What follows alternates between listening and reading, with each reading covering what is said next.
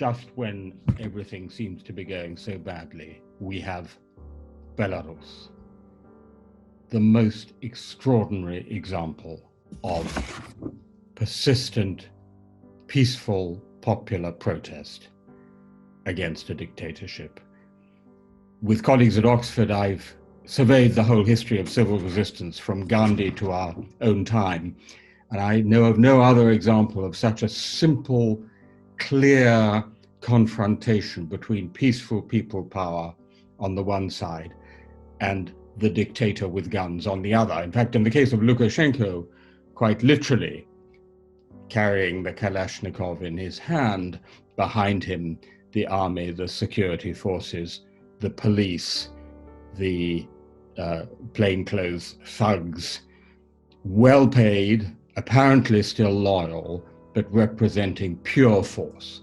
And against that, the extraordinary courage and endurance and creativity of the crowds coming out day after day despite brutal repression, the quite exceptional role played by women, making this a first in the history of civil resistance. Even the colors match. The women in white, the dictator and his goons in black. Now, I'm not saying that this foretells a happy end anytime soon. That is possible, but not at all likely, partly because there are none of those intermediating forces between the peacefully protesting people and the dictator with guns, which actually historically have led to a negotiated revolution, to a pacted transition. And also, of course, because we have no Gorbachev in the Kremlin, we have the anti-Gorbachev in Vladimir Putin. But I want to highlight Belarus for another larger reason. You've asked me to talk about the challenge before democracies and what's the most urgent thing we need to do.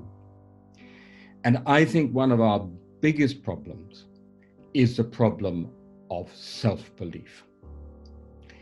If you go into a bookshop today and go to the politics section, you will find a whole series of titles such as The Light That Failed, The End of the Liberal Mind, The Twilight of Democracy, The End of Democracy, How Democracies Die. I think we're getting the message. All of them, by the way, excellent books, and I hope those apocalyptic titles help them to great sales on Amazon. All of them by authors supporting liberal democratic values, wanting to defend them by warning.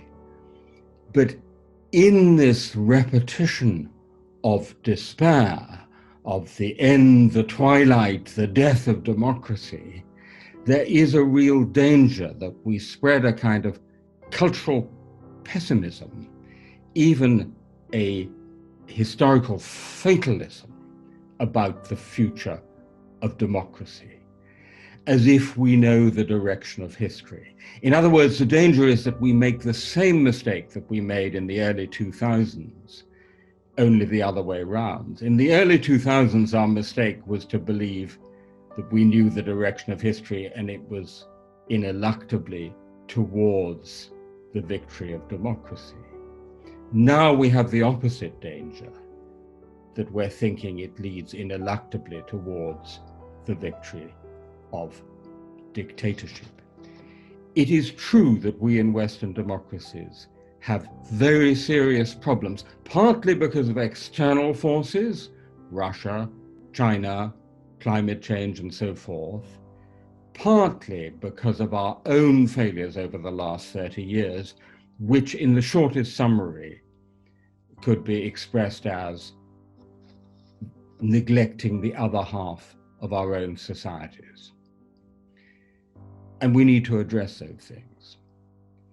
But our opponents, the democracies, the Belaruses, the Chinas, the Russias, even now the Turkeys, alas, have their own problems, And in the long term, those problems are even deeper, as I think we know from history. And one thing we do know from history, and which Belarus again tells us, is that people who live in unfreedom sooner or later get to yearn for freedom, and in the end, to stand up to try to achieve it.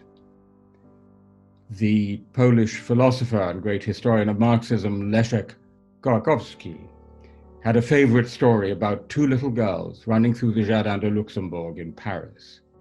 One of them was clearly ahead, but the other, the one who was behind, kept shouting, "I'm winning, I'm winning." And in the end, the little girl in front collapsed in tears, and the one behind did win. And I think there's a lesson in that for us, which is self-confidence, self-belief in our own values, in the power of freedom, is a really important part of freedom's power. Of course, we have to address the problems. We have to run fast again in the global ideological competition with the developmental authoritarianism of countries like China. But we also have to believe, and then we will win again.